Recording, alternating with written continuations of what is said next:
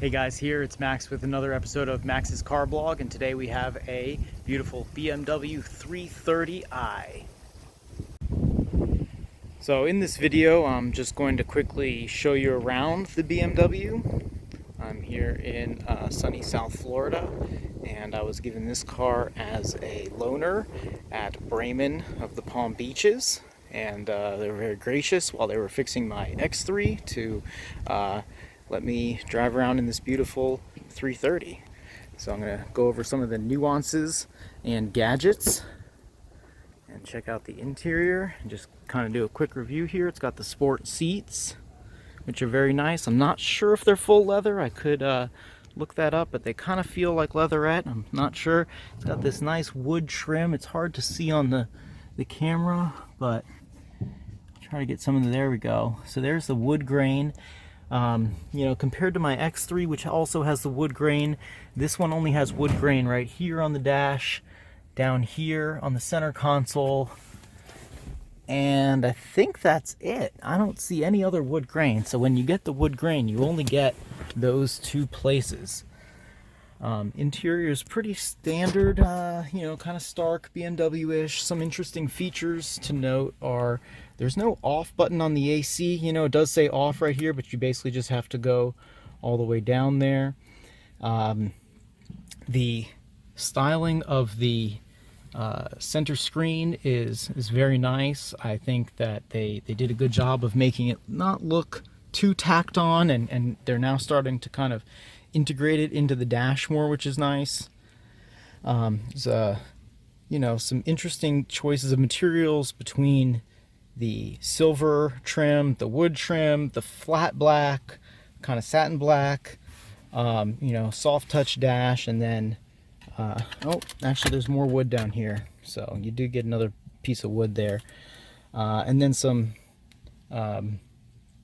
shiny black as well. So it kind of went with a bunch of different materials. So out back on the styling again, they've got the 330i badge, and I really like these tail lights a lot. They look cool at night. They kind of have the, they light up very nice. You don't see any bulbs or anything. It does sort of remind me of the new Lexus ES350 on the back in terms of styling. It does have the dual exhaust. I think the 330 though is now a 4-cylinder turbo, but I could be wrong. I'll have to look that up, or correct me if I'm wrong in the comments. A neat feature is that when you lock it, if you have the power folding mirrors, they fold up. So those fold in automatically when you lock it. They fold out automatically when you unlock it. It's got the keyless entry. I know that on my X3, when it's locked and you're getting out, you have to pull the door handle twice, like once to unlock it. So if the doors are locked on the X3, you have to pull it once to unlock it, and then twice to actually open the door. Here, they have it just all in one. So as soon as you pull the handle, you can open the door. That's a nice little feature. Also, it remembers your setting on the auto H, the auto hold, so you don't have to hold the brake at stoplights. That's something that you have to set every time. Push the button on my 13X3. That is a nice feature here, that they remember that you set that. Has a little welcome screen there, so you got the start stop here. Now what's interesting is that you have a center information cluster center screen, so there's no real gauges, and it tells you, it has little indicators for all of the different people wearing seat belts. Here, this shows up with your speed limit when you're driving, and it picks up what road you're on. So I'm not actually on a road right now. I'm not on a public road anyway, so there's no speed limit on this one that they register.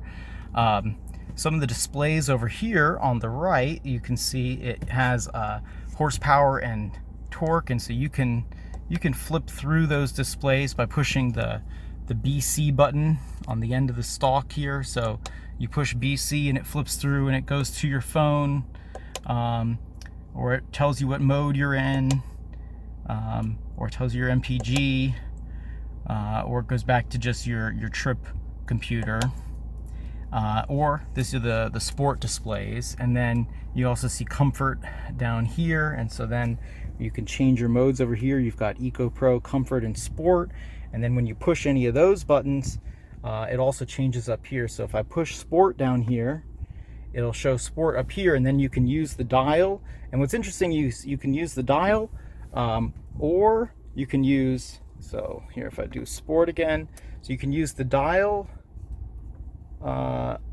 or you can actually use a touch screen, and so it's touchscreen or dial, and so you can control it either way. And you know, that the individual doesn't really offer a lot of different settings there. It's just steering, Sport, engine, Sport, and it's not really, you just go Sport or Comfort. So I don't know why you'd want Sport mode, but maybe you want transmission in Comfort mode. I don't know. The graphics are pretty cool. It shows you, you know, you can reset it to Sport standard, and basically just goes back to the Sport settings. So but if then you push Eco mode, now it's, you know, it goes blue. Eco Pro lights up over here. Comfort mode is over so Comfort is balance setting.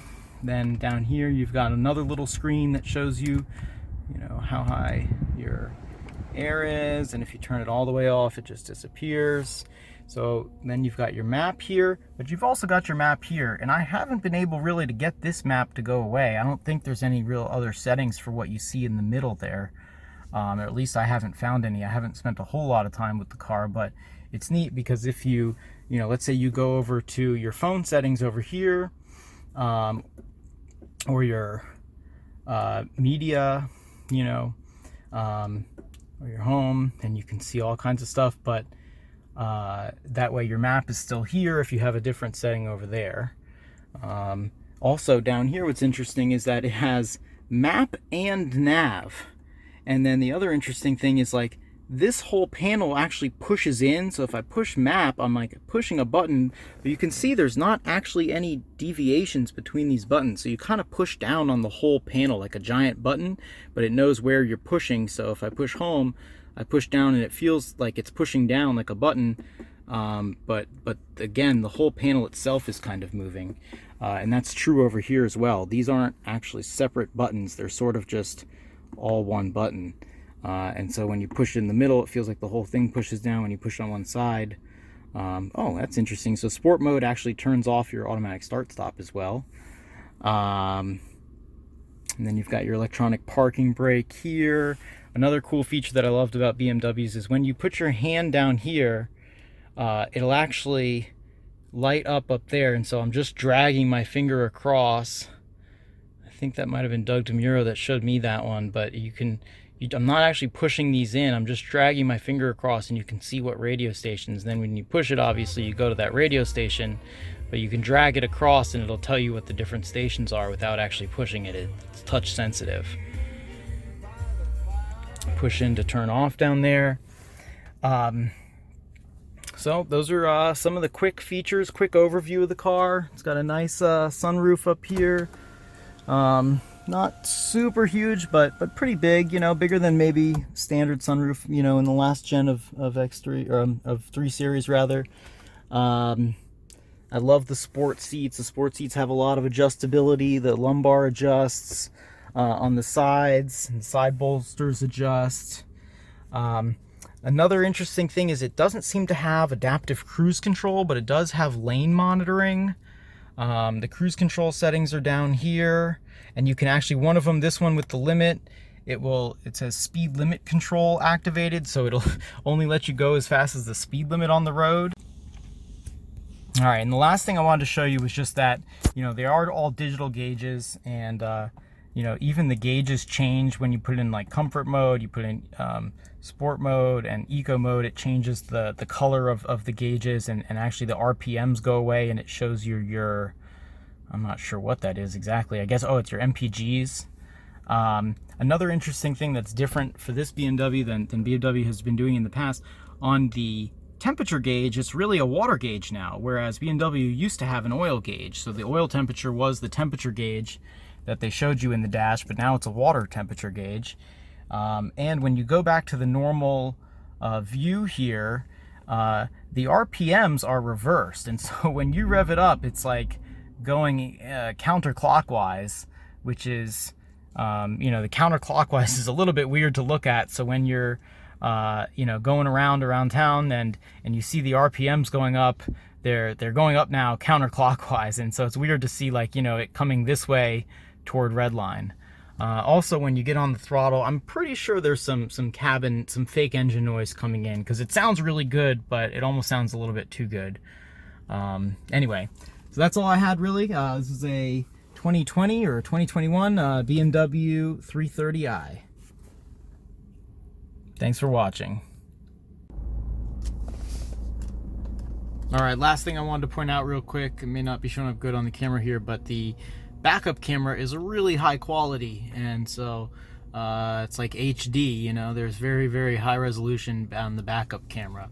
And of course, when you turn the wheel, your lines change as well.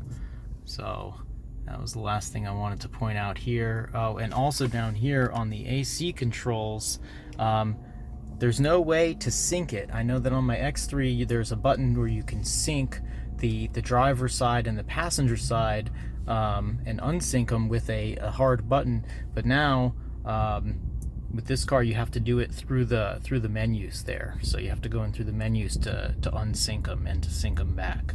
So it's a little bit more difficult to do.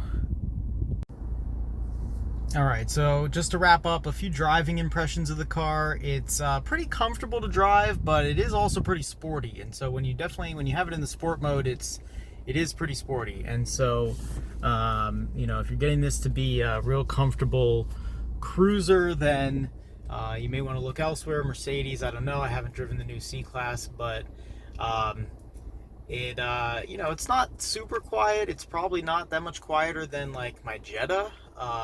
It's definitely at least maybe a little bit louder than the X3, I would say.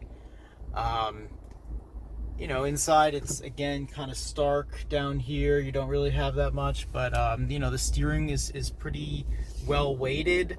I think it's like a variable electric steering, and so it gets a little bit heavier when you put it in the sport mode.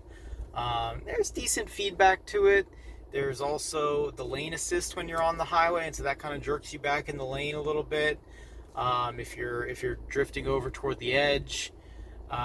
It's quick. I mean, it's got probably 8, 9, 10 gears. I don't know. I'll have to look it up, but it's definitely a lot of gears. When you're in the comfort mode, it's a little bit slow to shift, but when you're in the sport mode, they're nice and snappy. So otherwise, it's relatively fun to drive. You can sit really far down in the seat. You can really put the seat all the way down to the floor, which is nice if you're taller or if you just like to sit low in the car. That's a good feature.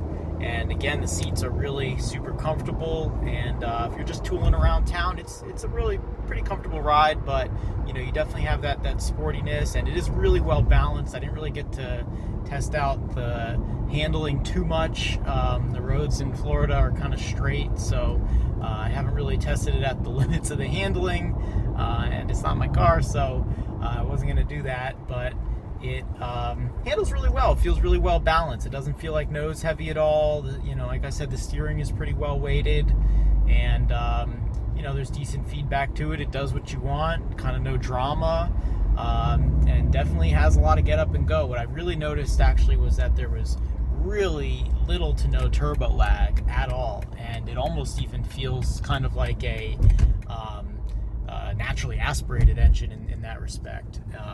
They really got the sizing and the boost right, and there's very, very, very little lag, turbo lag. If anything, there's more lag like when it's downshifting, if it goes down, I think 2 gears sometimes when you really step on it. But otherwise, if you're in the right gear, or if you're in sport mode, it just goes, and the throttle response is very, very quick.